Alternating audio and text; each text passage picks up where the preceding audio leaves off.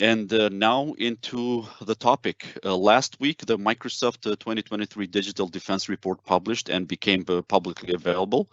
This marked the fourth annual consolidated report of all the cybersecurity data and insights across the entire Defender community here at Microsoft. Our honored guest speaker today is Tom Burt, who will be providing a comprehensive and digestible MDDR overview. Tom is our CVP of Customer Security and Trust, and without further ado, I'll pass the mic over to him. Tom, the floor is yours. Well, thank you very much. And I appreciate everyone joining and look forward to the opportunity to talk to you today about the Microsoft Digital Defense Report.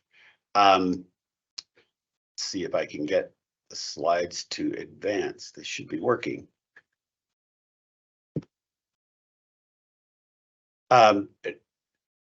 Today I'm going to provide some insight into some of the highlights and key conclusions that we reach in this year's Microsoft Digital Defense Report.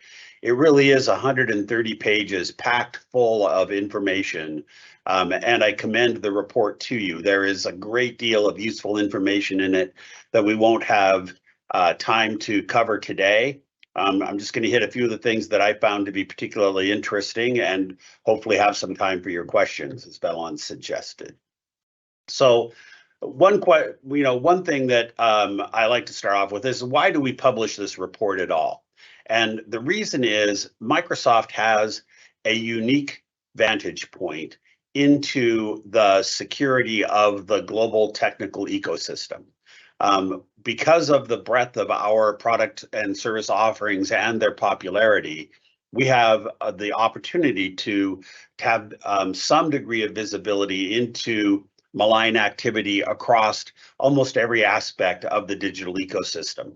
And we have 10,000 people who are security and threat intelligence experts and security engineers who work to help secure our customers and the ecosystem every day. And so what the Microsoft Digital Defense Report does is it pulls together all the insights, all the intelligence that we've seen over the prior year and tries to create basically a compendium that we can share with all of you about what we've seen and what our insights are. And, you know, from 65 trillion signals a day that come into Microsoft from our ecosystem, we're able to track over 300 threat actors, and we're able to do a significant amount of work to help protect our customers against the threats that we see and observe in the ecosystem. And as noted here, just as one example, we block over 4,000 identity attacks every second over the past year. And let me just also note that when I talk about the past year, the Microsoft Digital Defense Report is always an annual summary, and it coincides with our fiscal year. So this year's report covers the period from July 1st of 2022 to June 30th of 2023.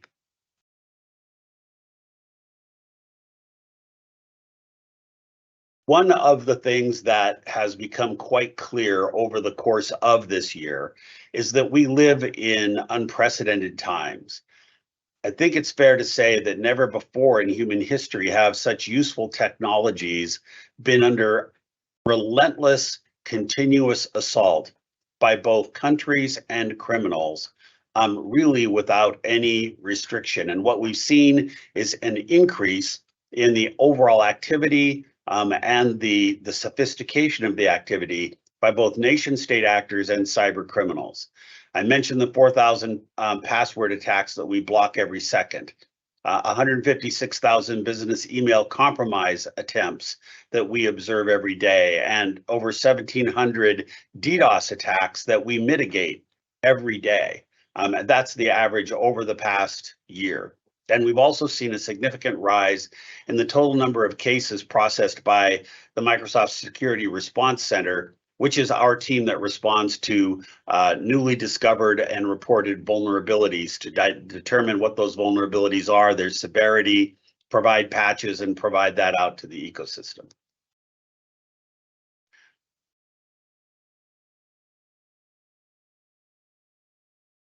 So I want to start by talking about some of the highlights from the past year related to cybercrime. We have continued to see a significant increase in cybercrime across many different dimensions. Most notably, though, is a couple of trends that we observed this year.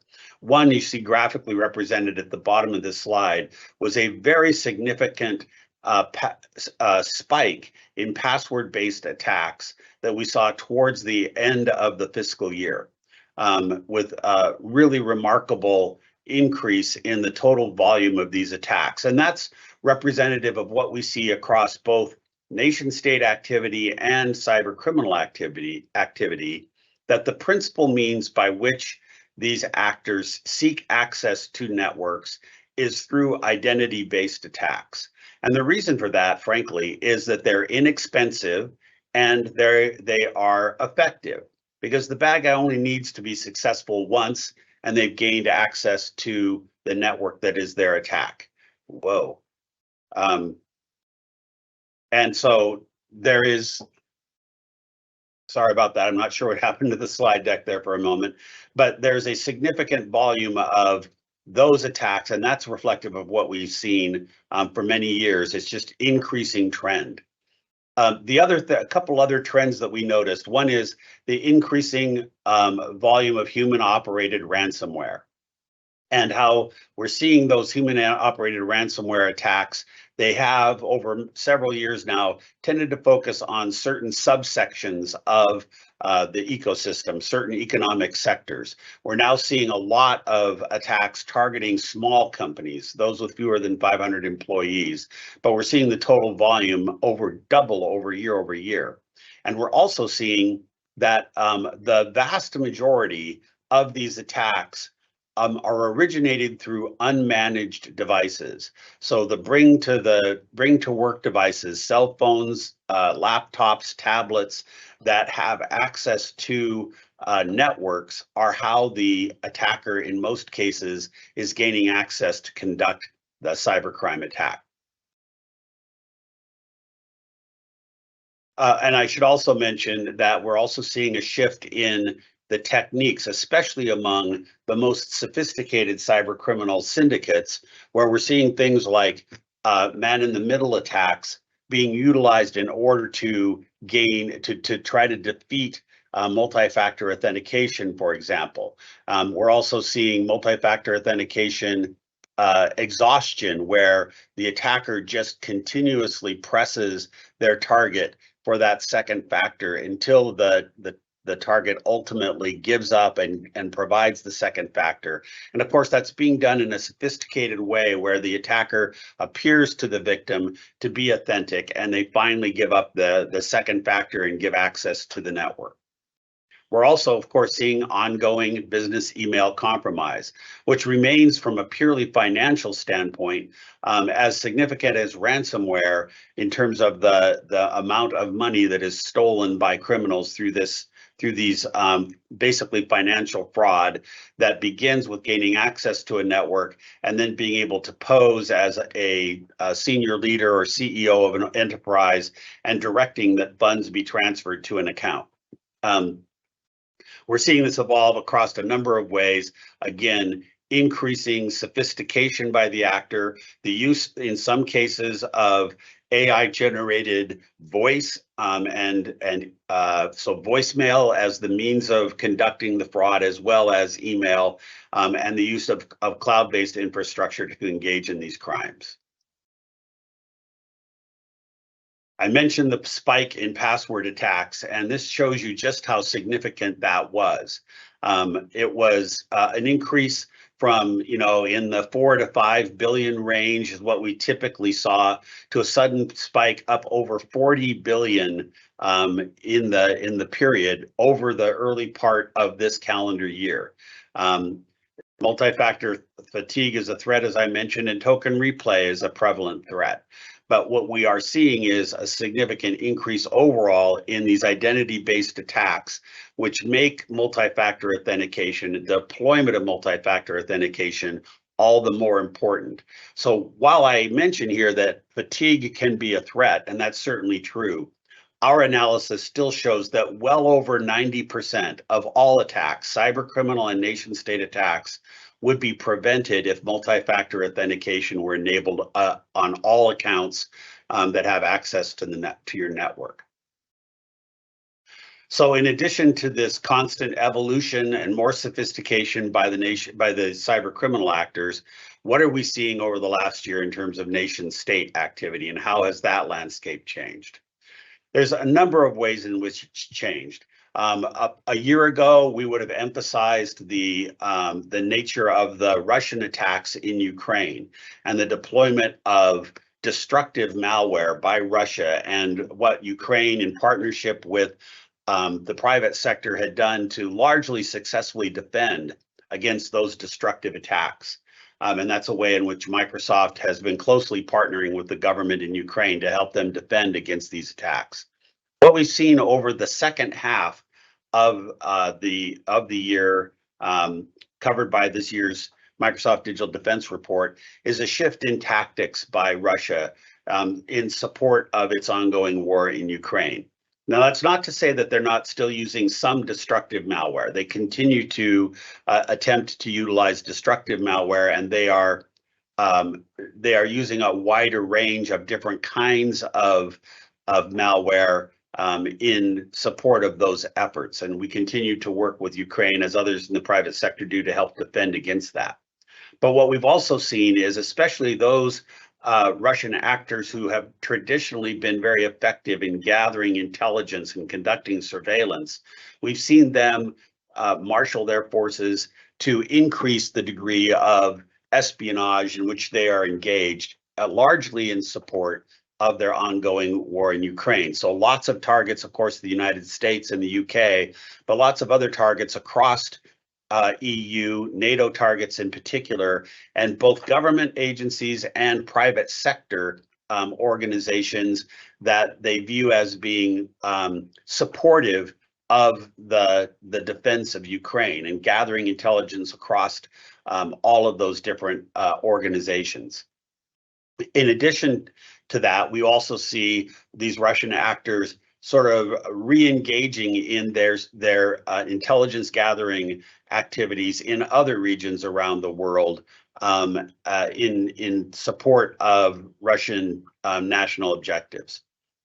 We are seeing in China an increasing volume and sophistication in intelligence gathering attacks, and especially focused on the Asia Pacific region as the principal area in which their intelligence gathering has been conducted.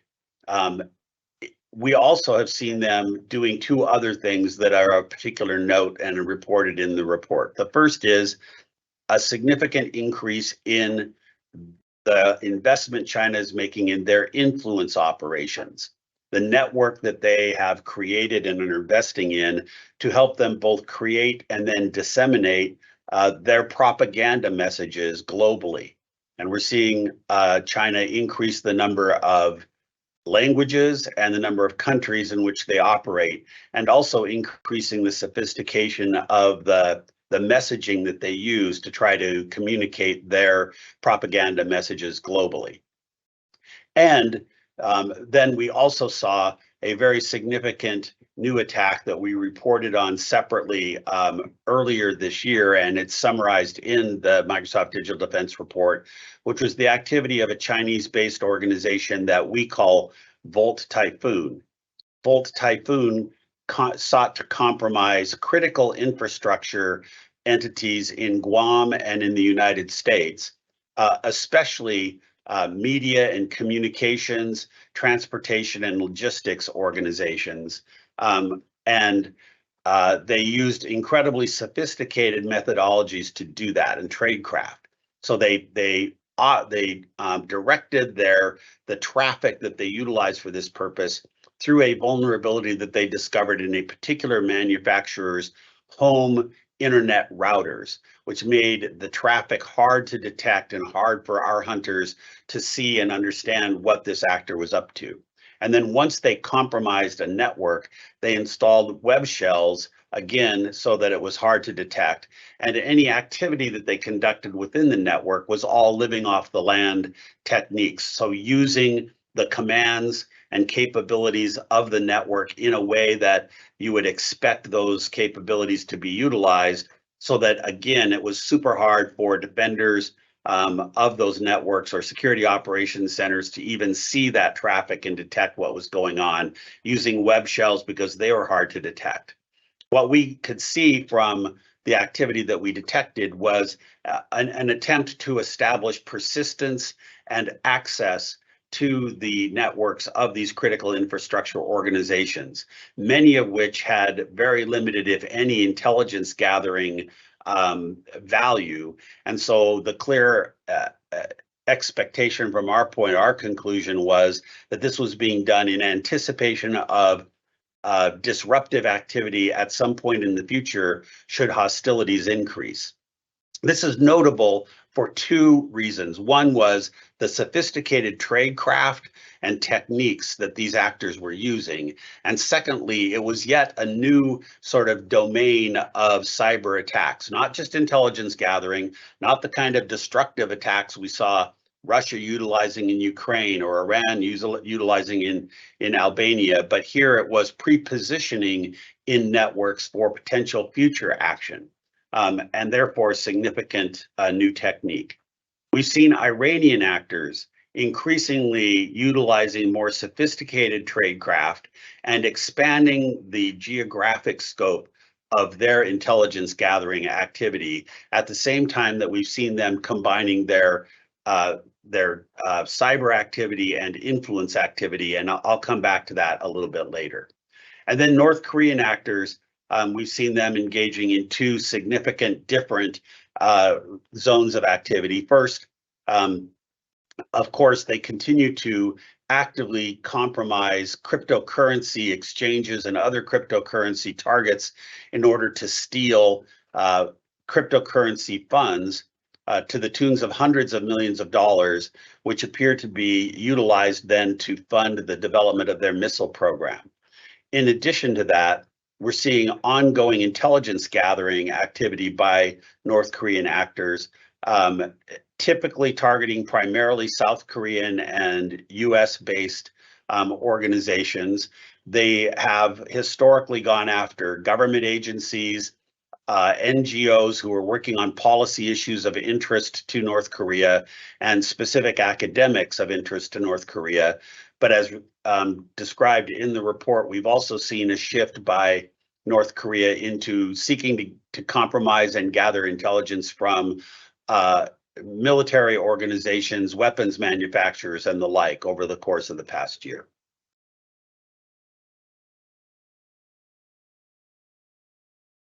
We've also seen an increase in the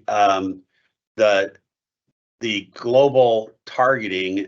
By increase, what I mean is more countries being targeted and some shifts in who those targets are. So within Europe, looking across all nation state threats, we of course still see Ukraine as being the principal target given the ongoing war in Ukraine, with the UK second most targeted country in Europe. But as you can see, there's been an increase both in the number of other countries targeted and and a few specific instances like Albania, which I mentioned as being a target of Iran. In the Middle East and North Africa, we're seeing a significant increase in the number of different countries being targeted by these actors. And the same thing in Asia Pacific, where as we would expect, South Korea is primarily targeted, but we've seen over the course of this year an increase in targeting of organizations in Taiwan as well as India, and an increase in the diversity of the different countries being targeted. So I mentioned influence operations, and I want to spend a little time talking about what we have observed and what we report in the Microsoft Digital Defense Report about this topic. It's important for a number of reasons. One of those reasons, as shown on this slide, is the potential impact of these influence operations by authoritarian governments on the election process in our democracies. And we see these influence operations being utilized in support of, in some cases, a stated a strategy by authoritarian governments to try to disrupt these core democratic processes in the world's democracies. With 75% of citizens living in democratic nations having the opportunity to vote in significant national elections over the next year and a half, this is a period where this kind of activity is of particular significance. And what we see in the influence operations that we've observed and reported on is a couple of different strategies. One is to try to actually have impact on issues of importance to the authoritarian government, whether that is promoting their own government and their own society in some way. But what the more common approach is to try to increase discord and conflict on key social issues within democracies, with the goal of trying to degrade the trust that citizens and democracies have in their form of government, and attacking the elections and election process and creating distrust by citizens in the election process in the democracy that is the target is a key component of that strategy. So let's look at a few things that we observed and reported on this year. Here's one example, which is a Russian effort, that cyber-enabled effort to try to influence the view of European countries about the ongoing war in Ukraine. And they do this in several ways, trying to diminish the support for Ukraine across European countries. This particular attack was of interest because they used both cyber and physical efforts to try to convince the citizens of these countries, and especially Ukrainian refugees, that European governments were working together with the Ukrainians to somehow capture and return to Ukrainian refugees to force them to fight for Ukraine. And these were all fake messages, but they looked very authentic. Everything from posting them out, on light poles and the like, to online communications and messaging, all trying to convince the Ukrainian refugees and other citizens that this was a real campaign, even though the entire thing was fake. Chinese actors, as I mentioned, we've seen a significant increase in the investment by China in its influence operations. So the expansion in the number of languages in which they operate, as well as the countries in which they operate, has been significant over the last year. And we're also seeing increasing sophistication in the techniques that China is using to conduct its influence operations. At the same time, we're seeing China increasing its intelligence gathering, and I mentioned that this was particularly focused in the South Pacific region, and this slide shows the countries in which most of that targeting is happening. Taiwan, in some respects, is not at all a surprise given the increasing geopolitical tensions. But some of the other countries, such as Malaysia, are countries that are seen as close Belt and Road allies, and yet there are also significant targets of Chinese nation-state actors in gathering intelligence, followed by the Philippines, Indonesia, and a number of other countries in the region.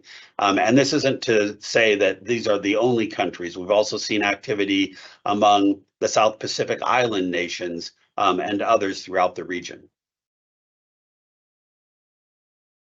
Iran has had a very interesting year, as I mentioned earlier, because of the increase in its nation state activity.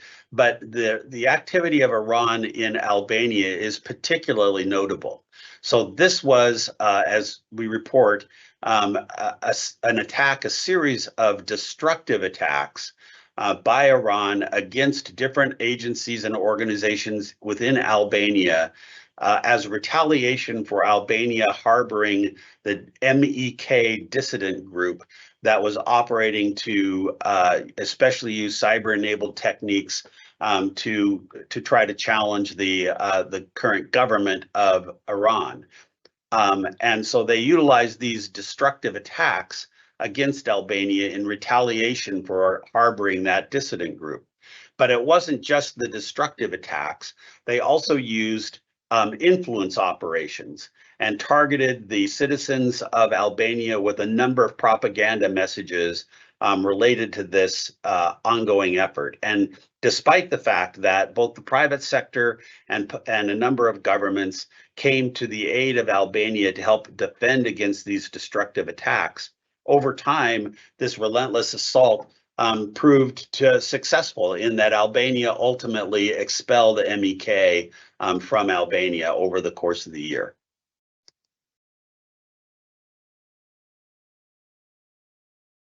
And then there's North Korea. I summarized this earlier, but as you can see, the vast majority of the activity by North Korea is targeting the US and South Korea, but a large number of other countries are also covered by North Korea's espionage gathering efforts, while it also engages in the theft of cryptocurrency to fund its programs. And just a real quick look at the sectors targeted by North Korea. As I mentioned, think tanks, education, government still lead the targeting by North Korean actors, but we now see a range of others, which is, I think, a relatively new development with a focus on media, defense, manufacturing, among other sectors as well. And if you look at the more colorful pie chart, that's really one that zooms in on the national defense industries and the countries in which they've engaged in that intelligence gathering. And it's interesting that the most frequently targeted country in terms of gathering defense information is Russia. Despite the ongoing close alliance between North Korea and Russia, we see North Korean actors targeting Russian military organizations for intelligence gathering, then followed by the US, Israel, and others.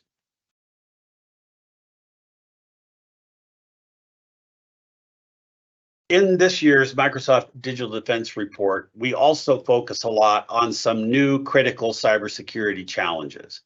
And one of the most significant new challenges is the threat to the ecosystem posed by IoT devices and also so-called OC devices.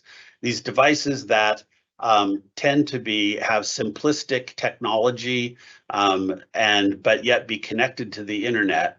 Often they are not patchable or updatable, or if they are, they haven't been patched or updated, and they're often ignored by network security management, even though they are increasingly the source of many attacks. A significant number of these devices have many vulnerabilities, and there's a great deal of data that's reported in the report this year about the scope and nature of the vulnerabilities that we observe in these IoT and OC devices, and how those are being exploited by both countries and criminals to gain access to these networks. In some cases, that's for espionage and intelligence gathering purposes, but it's also a technique that's being used increasingly by cyber criminals to gain access to networks for purposes of conducting their criminal activity, and especially ransomware. And when you look at these percentages, like 57% of devices on legacy firmware are exploitable to a high number of CVEs. More than 10 on average per device. And that's just a good example of how significantly exposed these devices are, and why it's a critical aspect of securing the ecosystem that we find solutions for how to improve the security of these devices across our networks. The other significant development is the increase on open source software targeting, 742% increase since 2019. And this is a significant challenge because of the broad use of open source components in a wide range of commercial software applications and projects. And that's true here at Microsoft as well, where we utilize a lot of open source development in the work that we do, and we're significant contributors to open source projects. The challenge is that many of these open source projects are developed without the security of the technology being a particular focus of the project manager. And we saw this with the Log4j attack. And we are likely to see it with a wide range of additional attacks as adversaries look for vulnerabilities in widely used open source projects and open source functionality. And this is a key focus for us and others in industry. Microsoft and Google were among the founders of the open source security consortium that we continue to work actively to help that organization prioritize the most important open source projects, work to identify vulnerabilities, and then work with the project managers to address those vulnerabilities. But it's a huge project, a huge focus for us and others in the community to try to up-level the security of open source development so that it doesn't remain a significant vulnerability and opportunity for adversaries.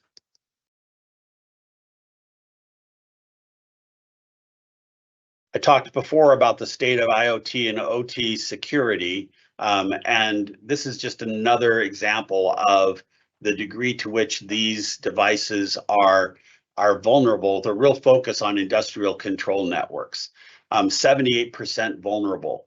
Devices that cannot even be patched because they're no longer supported, 46%. It's a significant problem that these device control systems are often old and not supported, and so they can't be patched, or if they are patchable, they often are not kept up to date by the managers of the systems, and that's why it remains a significant risk. So with all of that, with these increases in the significant in nation state activity, the more aggressive nation state activity with destructive activity, not just in Ukraine and Albania, but the risk of that in other nations, the pre-positioning that we've seen in critical infrastructure as a potential deterrent by one nation against another, and the increasing sophistication and volume of cybercriminal activity. With all of that, what is the light at the end of the tunnel? What is the reason for being optimistic at all about our opportunity to counter this? And there's a number of things. I think that the most important one, and we talk about this in some length in the report, but let me just summarize what I think the report really addresses, which is the opportunity that AI technology has to significantly advance the security of the ecosystem and to provide the defenders with an asymmetric advantage over attackers. And as noted here at Microsoft, we're really focusing as we bring AI to bear in combating these threats with three key principles of our security development lifecycle: secure by design, secure by default, and secure in deployment. And we really are focused on all three of these issues. But I want to talk a little bit more generally about why it is that I am optimistic about the opportunity for AI to provide this asymmetric advantage to defense. And there's really three components to that. First, to really develop the most sophisticated AI technology requires innovation and expertise. And that is a limited resource.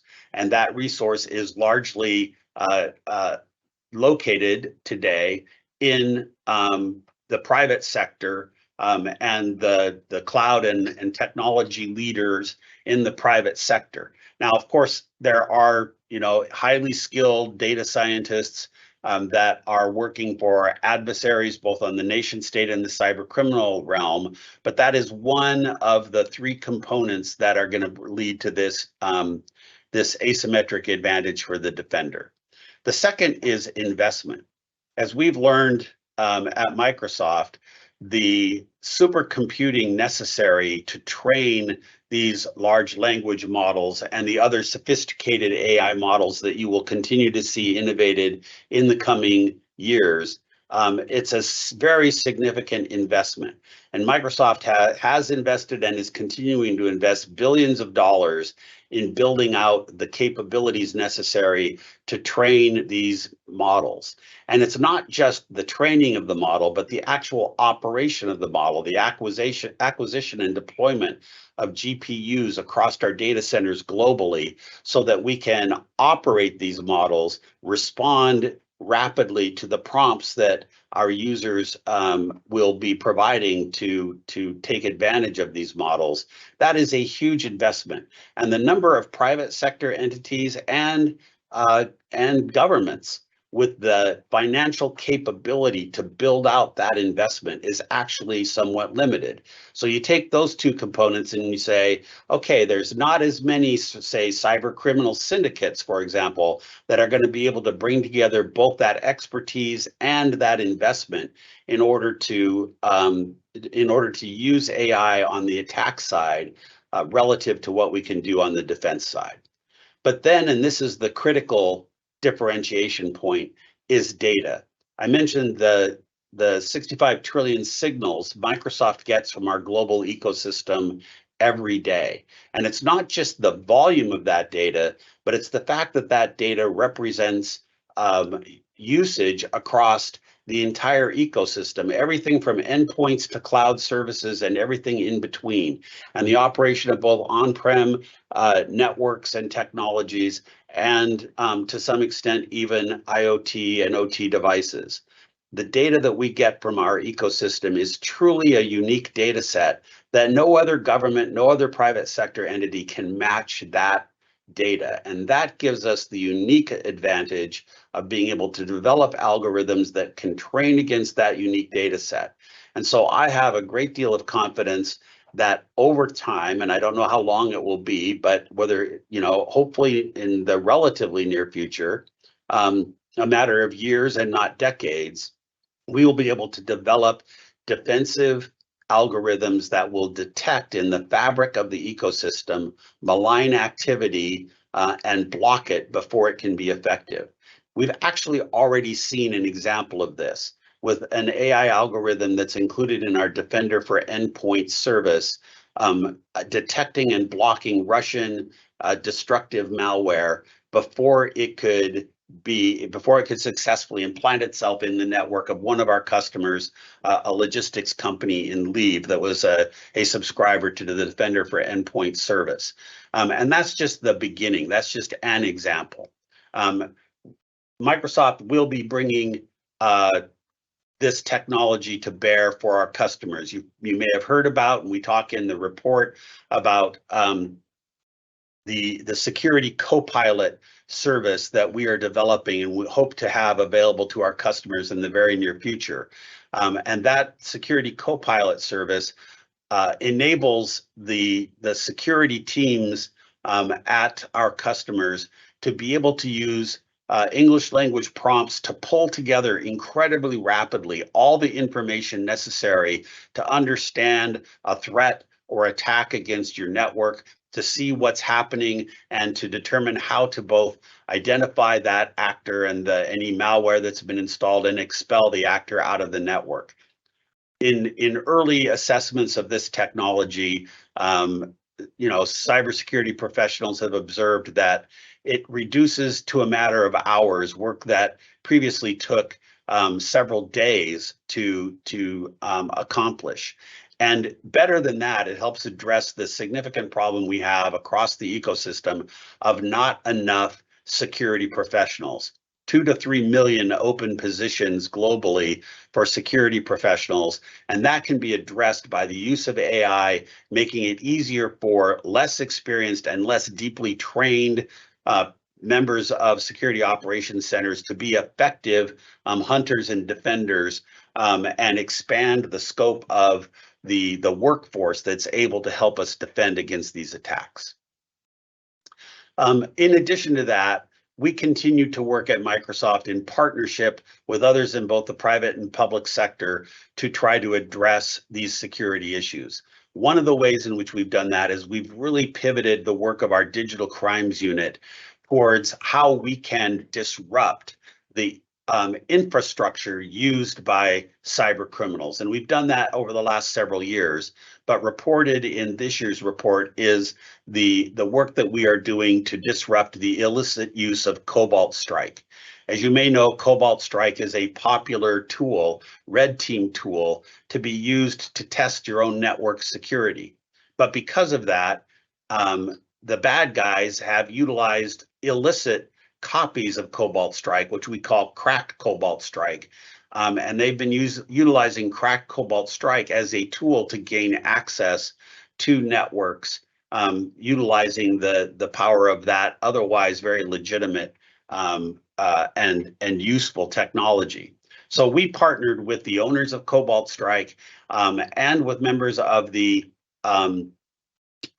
medical community who were being targeted by ransomware actors to bring legal action to enable us to seize the infrastructure that was being used by adversaries to operate these cracked Cobalt Strike instances.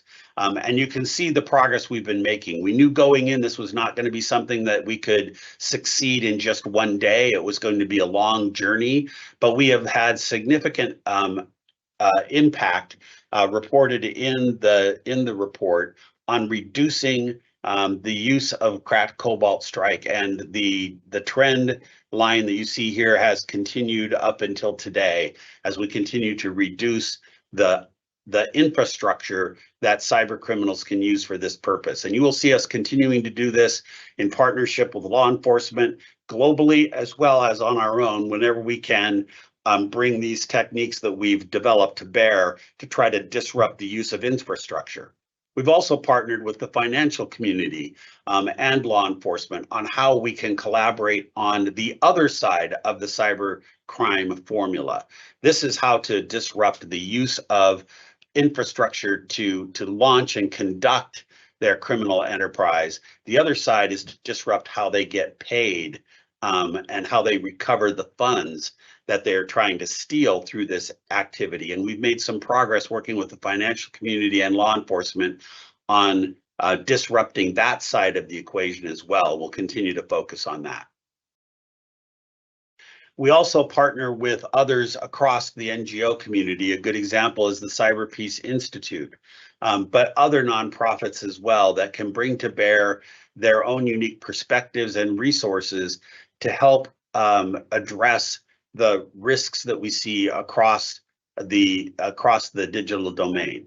And many of these NGOs, and Cyber Peace Institute is a good example of that, really focus on how they can address those components of the ecosystem that are otherwise underserved geographically or economically, and to provide both advice and capability to help lift the level of cybersecurity across these aspects of the ecosystem. And that's important for two reasons. It's important because we want the entire ecosystem to be more secure. In general, we want to help protect all customers across the ecosystem globally, but also because we see adversaries continuing the trend that we've seen across the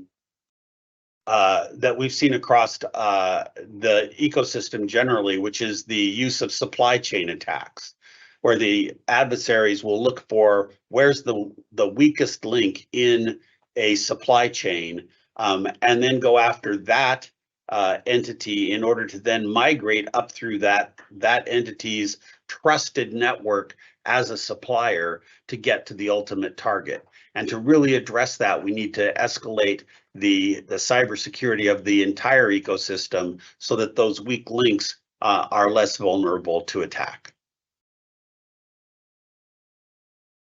And then let me complete my remarks by just pointing out this part. This is the replication of pages from the Microsoft Digital Defense Report.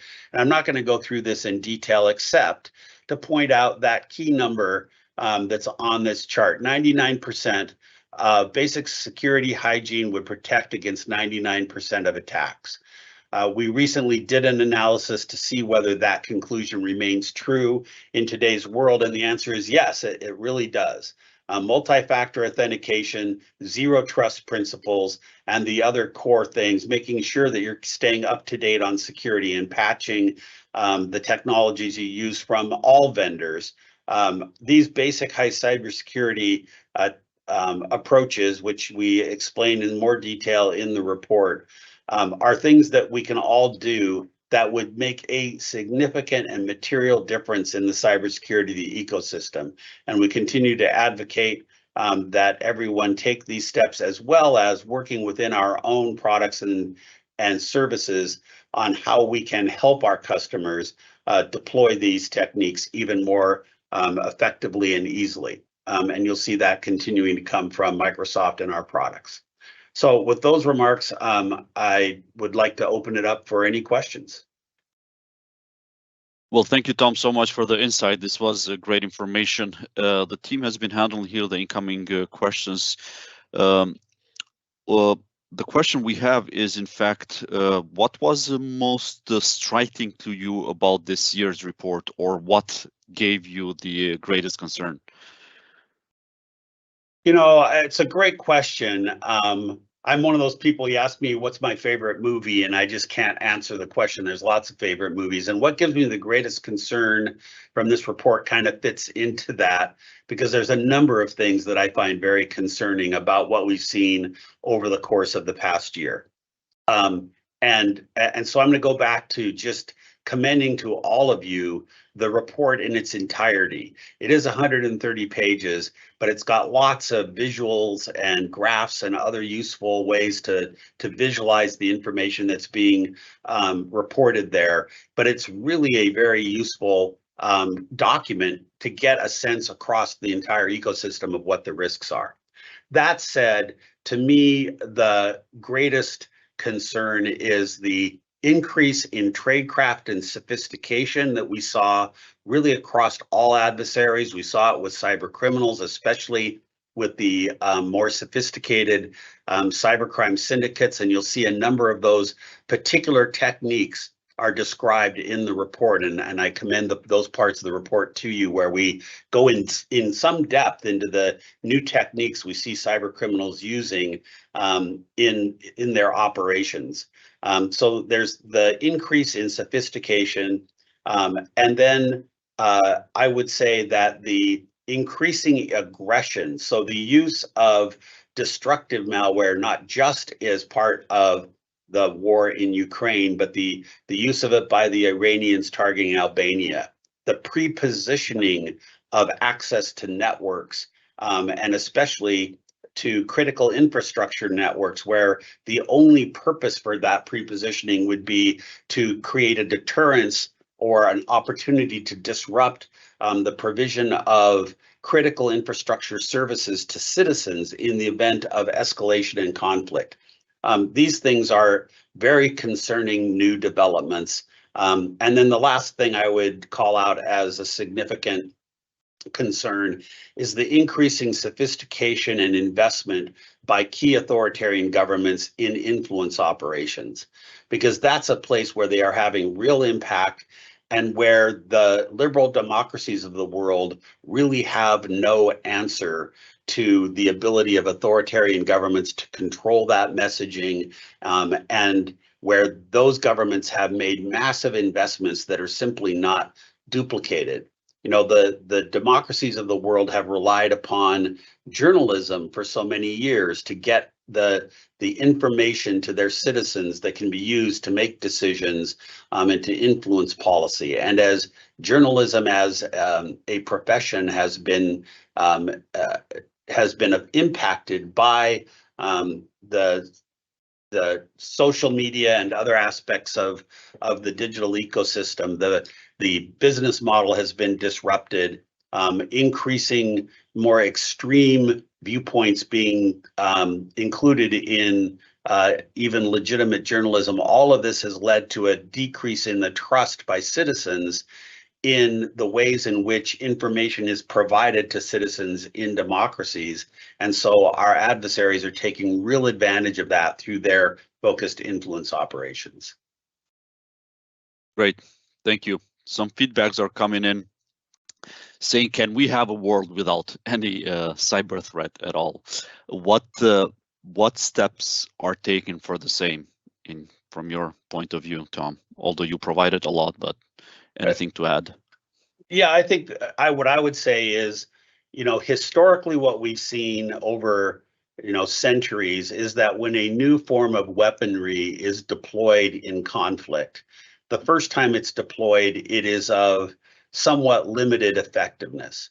But then the next time, the next conflict, what we've seen is that that new form of weaponry has evolved to become incredibly impactful.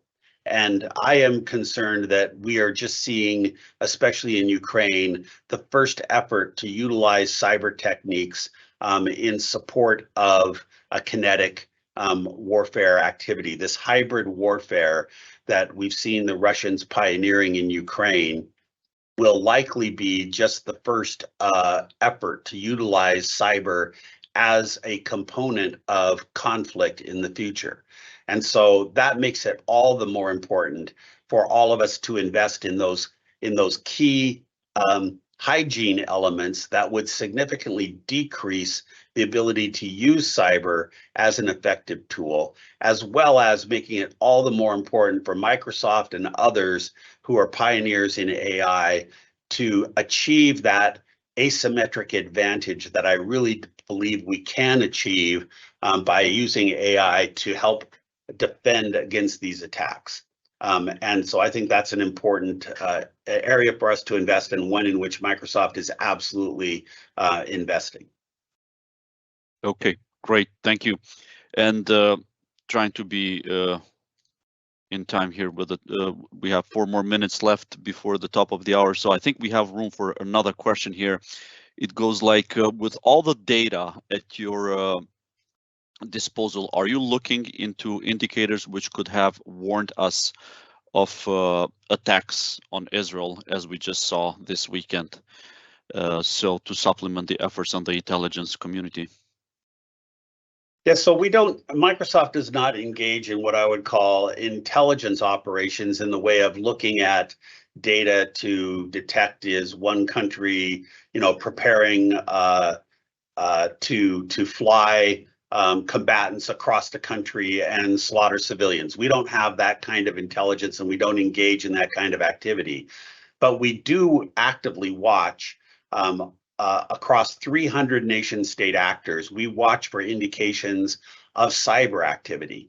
And anytime we see a customer threatened or compromised by a nation state actor, we reach out to that customer and notify them when we have actionable threat intelligence to provide that threat intelligence so they can take action to defend themselves. And of course, we also work with helping defend across a nation when we see a nation impacted, as we are seeing in the war that is breaking out in Israel and between Israel and Hamas. And in that context, we always are committed to helping with defense. Microsoft has a strong commitment, which we rigorously observe, to never help any nation state engage in offensive cyber activity. We don't do that. We won't do that. But we do help with defending against cyber attacks. And so you can be confident that our team, the Microsoft Threat Intelligence team, is actively watching across all the signals we see against all the nation state actors that we track, looking for malign activity, targeting, Israeli and Palestinian targets as well, so that we can help notify those on the civilian side if they are being attacked or threatened by some nation state actor.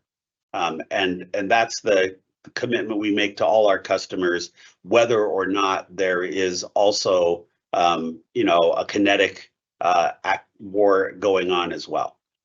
Hope that answers that question. Yes, it did. Well, thank you, Tom, for being our honored guest and for sharing the great information with our community. Also, thank you to the Q&A team who helped us with answering the questions and providing this resourceful information. To all the listeners out there in the line, if you're someone who wishes to aid in the protection of the world from cyber threats and desires to have a say in shaping our strategies, blueprints, and recommendations, then we invite you to become part of our security community. Because I believe that together we can make a global impact. So please join us at aka.ms/security community. This is also where you'll be notified about the upcoming webinars, events, and other announcements. Also, please take a minute submitting your webinar feedback at aka.ms/security webinar feedback. Thank you all for being part of our community, and thank you for joining us on these webinars, and we hope to see you next time. Goodbye. Thanks, everyone.